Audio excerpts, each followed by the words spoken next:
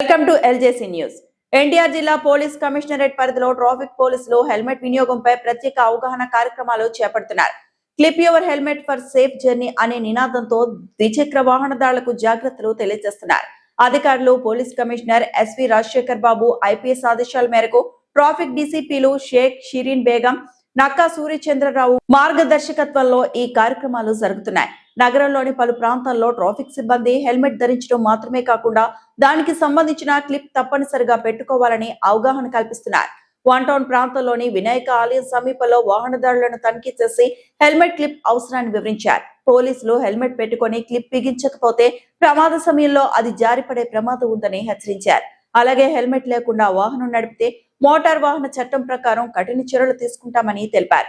ఇదిలా ఉండగా రథం సెంటర్ నుండి వినాయక ఆలయం వరకు ఉన్న కాల్వ రోడ్డుపై ఆక్రమణలు తొలగించి రోడ్డు మీద నిలిపిన వాహనాలకు చలాన్లు విధించారు.